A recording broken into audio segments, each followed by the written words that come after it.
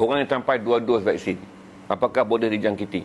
Tak ada varian ni pun kajian lapangan telah mengatakan boleh dijangkiti. Sebab tu saya tahu, yang mana baru masuk ni saya cerita balik lah. Saya penat saudara tak pergi tengok ni. Herd community, artinya macam mana tuan-tuan? United Kingdom menjadi negara pertama. Singapura adalah negara kedua. Ingat United Kingdom adalah negara pertama dan Singapura adalah negara kedua yang mengumumkan. Apabila sampai masanya, mereka akan gazetkan pandemik ini sebagai flu biasa. Tapi sebelum tu, dia kena buat dulu herd community, iaitu menyuntik sebanyak mungkin rakyatnya. Berarti macam ni Di London, kalaulah 100% penduduk, di UK, kalaulah 100% penduduknya divaksin, akan berlaku jangkitan. Tapi bila berlaku jangkitan, vaksin yang ada dalam tubuh hanya menyebabkan saudara berada pada tahap 2 paling tinggi. Ini kajian lapangan ke atas keberkesanan semua vaksin. Yang saya cerita nanti pula, nanti booster saya cerita kemudian.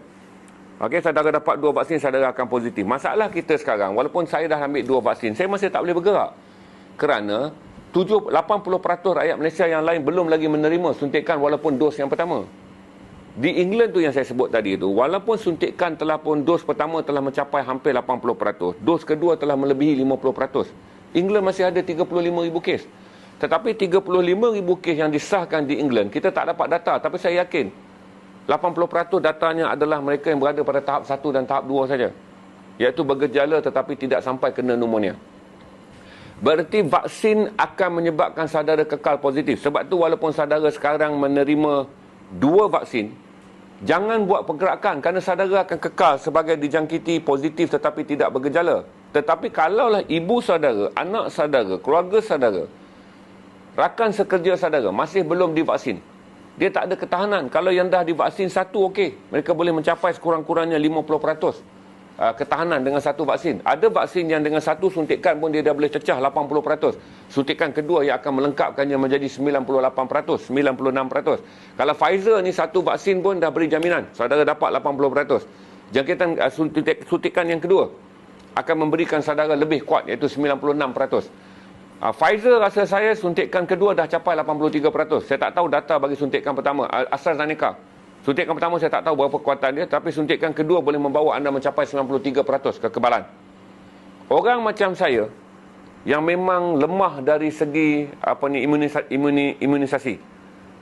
Okey, berarti macam ni yang dia kata tadi apa, soalan boleh dijangkiti. Cuma kenapa itu sebab tu kita kata, saya balik pada England apabila England dah capai penuh, England telah meletakkan jangkaan di mana bermula pada 1 hari bulan Januari tahun 2022, iaitu tahun depan, England akan menggazetkan COVID-19 hanya sebagai flu sesama. Kerana dalam jangkaannya kuman itu tidak akan hilang di England, tetapi penduduk England semuanya telah divaksin. England akan meletakkan bahawa sasarannya adalah menurunkan kadar jangkitan 25,000 kes setahun. Berarti secara puratanya England akan menerima lebih kurang 2,100 kes sebulan. Secara hariannya England bersedia untuk menerima 70 kes sehari. Berarti virus ni tak akan hilang daripada muka bumi. Berarti sekarang, sebab tu saudara tak perlu terkejut apabila orang yang terima 2 suntikan dia positif, tapi dia positif maksimum sampai tahap 2 je. Iaitu 1, kalau dia kena tahap 1, okey, normal. Di mana ada kuman di tubuh tapi kuman tak menjejaskan dia.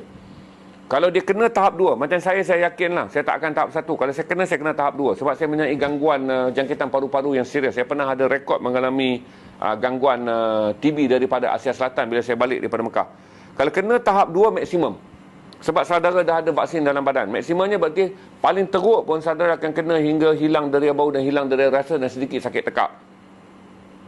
Beberapa kajian lapangan mengatakan sukar bagi mereka yang telah divaksin 2 kali sampai ke tahap 3, iaitu jangkitan pneumonia.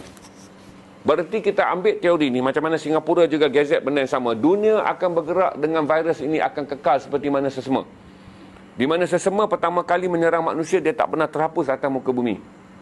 Polio apabila dia menyerang manusia, dia tak pernah terhapus atas muka bumi. Campak apabila dia mula menyerang manusia, dia tak pernah terhapus atas muka bumi. Cuma virus yang ada ini, kerana dia adalah virus baru, dunia tak dapat patternkan lagi langkah-langkah prevention. Yang kita ambil sekarang ni hanyalah langkah pemvaksinan. Para saintis, 6,000 pakar yang berada di dunia yang bekerja sekarang untuk mengatasi benda ni, 6,000 pakar di seluruh dunia ni. sedang menumpukan kepada pemvaksinan terlebih dahulu sebelum makmal dapat menyediakan langkah-langkah yang lain, vitamin, suplemen atau apa saja yang boleh dibuat bagi mengukuhkan sistem tubuh. Tetapi nak mengatakan vaksin ni sifar, tak mungkin. Jadi waktu kita kena sumpuk herd community. Sebab tu saya marah pada artis terkenal yang tak nak suntik tu. Dia tak nak suntik dan dia tak nak suntik mak dia. Tak apa, pasal mak dia kaya, cepat mati dia boleh dapat kata pusaka, dia boleh kaya. Okey? Dia tak nak suntik, tak ada masalah. Tapi jangan halang orang tua lain. Sebab kita sedang nak bentuk herd community. Herd community ni apabila semua divaksin. Prevention yang kita akan buat selepas ni